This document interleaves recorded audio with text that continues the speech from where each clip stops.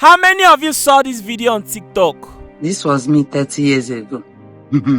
Funny thing, I never imagined things could change the way it did. Sometimes I sit back and ask myself, did I make poor life choices? Or I didn't get the opportunity that I needed? I wanted to be a teacher back then, and I was very ambitious. I didn't get the opportunity. It took me time to realize what happened.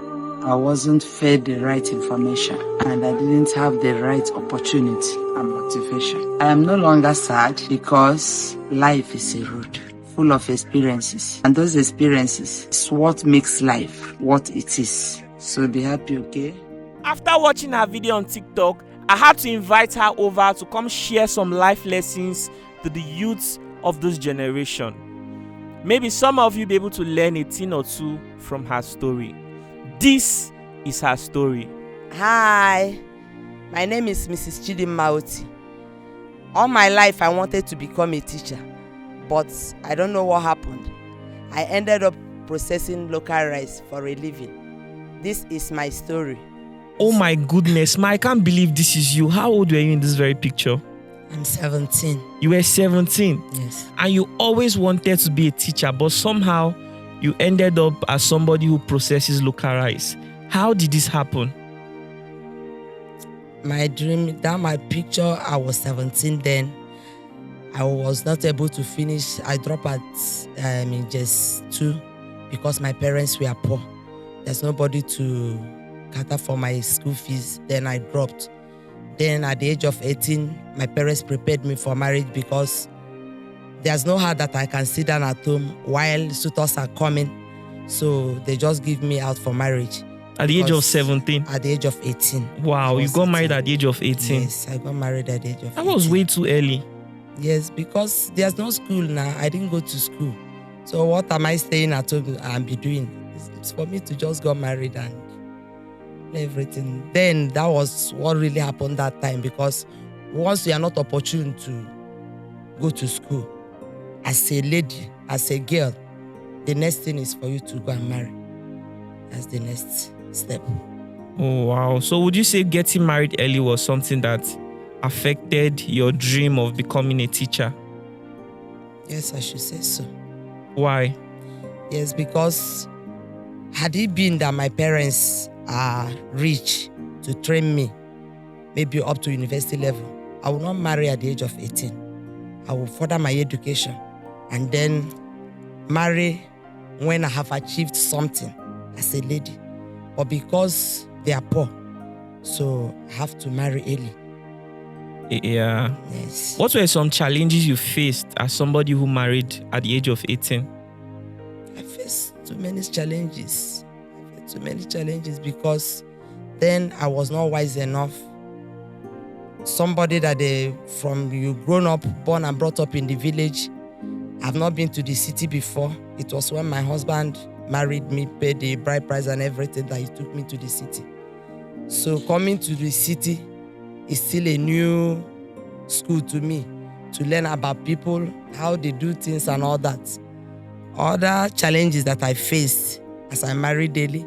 So as I still married daily, I couldn't be able to give birth. I stayed for 3 years. So there were many things. My husband's people, they were saying a lot of things. That what is this thing? Why is this thing happening to their son? That why is it about I'm still a small girl? Why can't I give birth and all that? And at that point in your life, you did not know so much about reproduction. I didn't know anything. So you were just in a very serious, toxic environment. Yes. Because at that point, they were expecting that at that age you should be able to give birth. Yes. But it was not forthcoming. It was not forthcoming. So you were facing pressures from your husband's family. Yes. Oh my goodness. Yes. I can't imagine how it was for you at that moment. It was hectic. What were some other challenges you faced getting married early? The other ones, when I got married, in the village, it's only farming that we do. So when I come to the city, my husband said that I should sit at home. I should not do anything. I remained a housewife for many years. I would just wake up, bath, eat, and just stay. So the thing was giving me concern. I was telling him that let him start up something for me. Let me start doing something. But he's the type that he doesn't like as in let his wife be struggling per se. So he's the type he don't want it. So I stayed, but the thing was giving me concern because I was not brought up in that way. In the morning, we wake up, we go to the farm. We do farm work, we come back, we bath, we eat, and do other house chores. Seems your husband was a wealthy man. He's not all that wealthy, but that is his lifestyle. It's not that he's wealthy or that, but that's his lifestyle. He don't want it. He don't want... He loves you that much that he didn't want you to stress yourself. Should I call it love? I don't know. Or he was trying to protect you from... He didn't want you to socialize with people or what? Maybe you don't want me to socialize with people. Wow. And somehow you managed to deal with it. Yes. You became a housewife for many years. For many years. Not until I gave birth to my first son. Okay, at that point, how old were you? I was 22. I told him that I want to start selling this. We used to prepare that thing with millet. They called it kunu. Oh, kunu. He said no. But I told him that I want to start something. So I forced myself, I started it. But the thing bring problem between us. At the end of the day, he still leave me. I will manage that one. I do it for some time before I now started selling soup things. That wasn't just then. Soup ingredients. Soup ingredients. So finally, we now, 2016, I felt very ill. That illness almost took my life. Wow. So when I was discharged, my people now said that I should come down to the village so that they would take care of me. I moved down to the village with my 2 kids. So we stayed there. Before then, he have lost his job in just there. Oh, your husband had lost his job. You fell critically ill too. Yes. And you have 2 kids. Yes, I have 2 kids, 2 boys. So, and now, 2017, he now came to Zakibia. He now got a job there. So he now come to the village and pick us up. We now come here together with him. That's how we started staying here. And I told him that this is still a new place again. Should I still stay idle again? There's no money again, nothing. I didn't have anything. You didn't have anything. And I told him that let him help and find somewhere for me. Let me be teaching play class. Even if anything that they are giving me, let me just be managing with it. And that took me to one woman. That woman have school in Zakibiam there. When we went there, the woman now said, okay, that I should start with play class. That she will be giving me 6,000 every month. Which year was this? That was 2017. And I said, okay, I started with the play class. I was teaching them. She was giving me 6,000. The 6,000 was not even enough. Because there where my husband was working, after some time, what they agreed on with the man is not what the man is giving him. So he had to come down to Makurdi here. I still got another job. So that makes him to be living in Makurdi here. And I and my children were living in Zakibia. All in Benue State? All in Benue State. Okay. We were there. As the woman was giving me that 6,000, it was not even enough.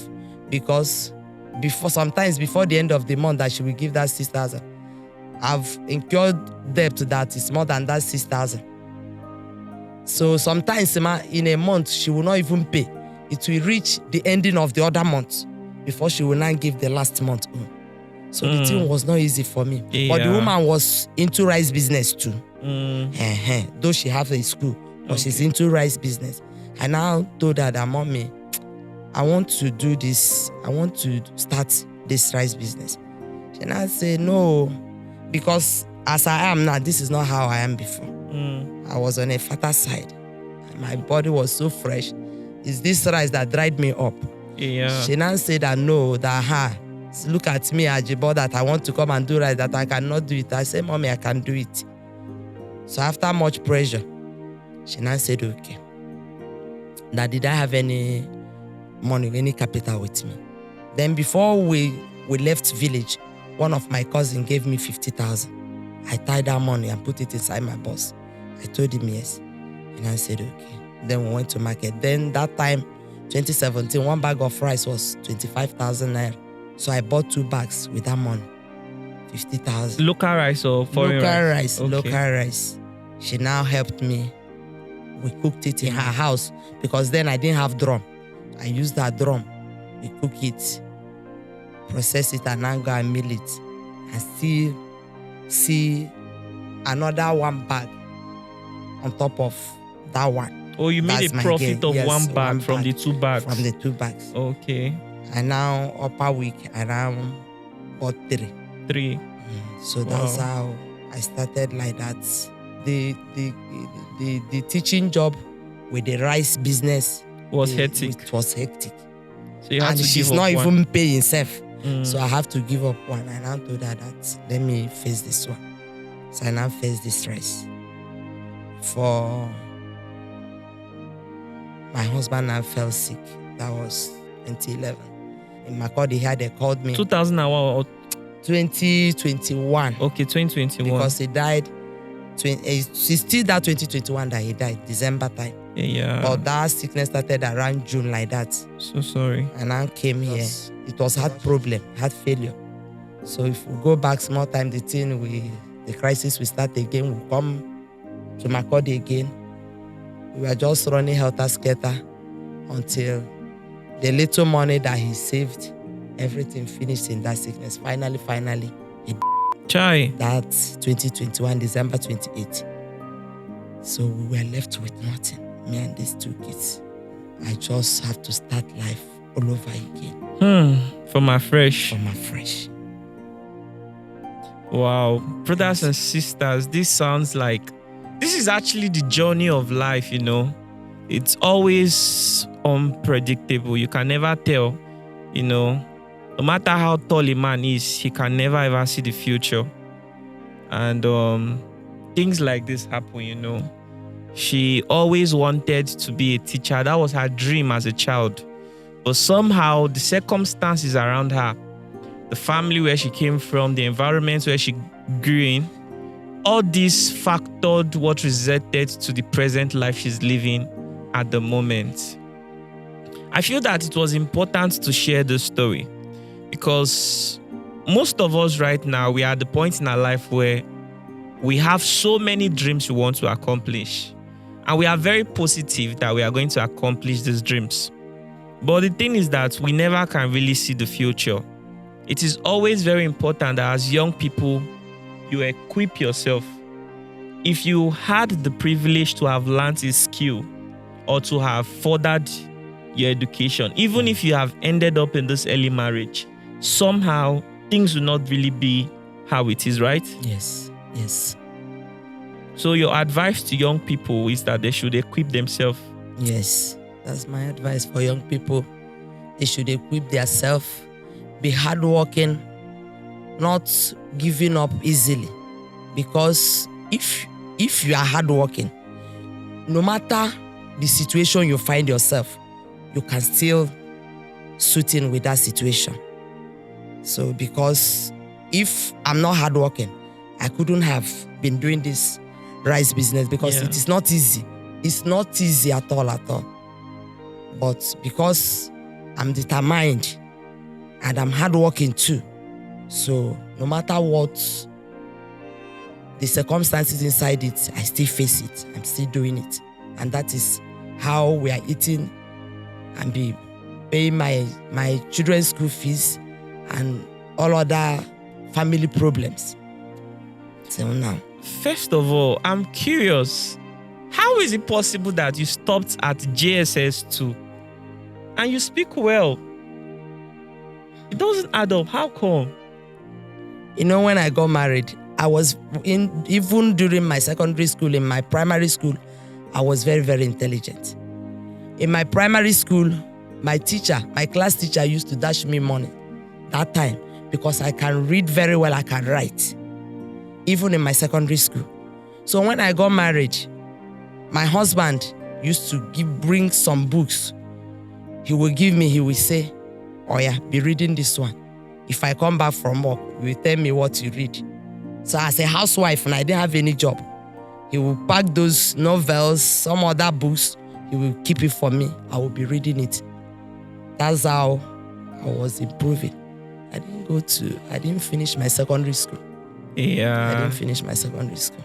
It was the one that coped me. Well, this is actually inspiring. How old are you now, ma? I'm 50 now. You're 50 now? Yes. Wow. So like 32 years ago, you got married? Yes. Wow. And you have 2 children at the moment? Yes. How old were your kids when they lost their dad? The first one was 21. The second one was 18. 18? Yes. Wow. It's really interesting. Sorry. That's your son, right? Yes, my first Come. son. Oh boy. Wow. Oh, the first son. Yes. Oh, interesting. Yeah. So this woman actually has like a TikTok channel where she makes videos, and her videos are actually really insightful and interesting to watch. And I've been curious how you make those videos. Now, looking at your son, I want to suspect that they are the ones behind it. How are you? I'm fine, sir. Wow. So this is your first son. Yes. So despite everything, I mean, look at your boy. He's looking so good. Wow, your mom is doing a lot. I see her videos. This woman is really hardworking. You need to see the effort she puts into the processing of the rice. You need to see that smile on her face, and everything. It's not easy in this economy. Talk more of being a widow. Living without your husband, knowing the kind of family you come from. You have 2 children, males that have big dreams that they want to achieve. Mama has to put in a lot of work every day to make sure she's able to afford her children all the beautiful opportunities that she never had privilege of. And I'm sure that's what you are doing at the moment. Yes. Is your son in school? Yes, he's in Okari, Federal University Okari. Okay. He's 300 level. 300 level. What's he studying? Business administration. Business administration. Yes. What about your brother? Is he in school? Political too? science. Political science. Yes. What level? 200. 200 level. Wow, that's really interesting. Wow. Your mom is really hardworking, though. Yes, sir. Oh, that's good. And you guys are supporting her to make those videos online. Yes, sir. Yes, Oh, sir. that's interesting to hear. That's really interesting. Okay, I just wanted people to see. Okay, sir. Okay, ma, since you lost your husband, what's the biggest challenge you've had to face? Since I lost my husband, the biggest challenge, I don't even know the one that I will talk and the one that I will not talk. There are so many. The children's school fees, the house rent, the feeding, the guy. A lot of them. I cannot even mention them all. I cannot, and my husband's people, they are not helping. Nobody since that 2021 that my husband died, none of them have ever called me and say, take this 15 naira and add to what you have for these children's school fees. None of them have done it. I'm just doing it single-handedly, just through this small rice and nothing else. Wow, and it's a lot of work processing the rice. You have to go to the market to purchase it. You bring it back home. Yes. You put it in that big pot that I saw. Yes. How many hours do you have to boil it for? You have to boil it for 3 to 4 hours. 3, and you have to monitor it closely. Yeah. After that boiling, that was the first one. This in the morning, you will start all over again. You will remove it all from that big pot. Keep it for ground. Now started cooking it small. Slowly. Like that one drum, you cook it 3 times. Are you serious? Yes. Just to make how many bag of rice? Just to make one bag, and it's one bag that is inside that big drum. Hey, this is a lot of work, oh. You cook it 3 times. So because why you should do it like that, so that the rice will shine. Because if you pack it too much inside that drum, it will drink a lot of water, it will not shine. To make the face to look somehow. Yeah. I don't know. I feel quite emotional right now. I was almost about tearing up because all my life, I never really had the privilege to know what it feels like to have a mother. And, I'm just imagining, if she was my own mom and this was all she has to go through, living without a support system, without her husband, having to go through that rigorous hard work just to make one bag of rice that might not be so easy for her to sell, and the profit might not even be so much. And then there are two grown-up guys that needs to pay school fees, buy clothes, have internet data, buy books, feed and chase other opportunities. It's a lot. I don't know if there's any way we can actually support this woman and her family. I would appreciate, I would really appreciate. And Ma, I find it impressive what you are using social media to do. At the age of 50, this man is making TikTok videos.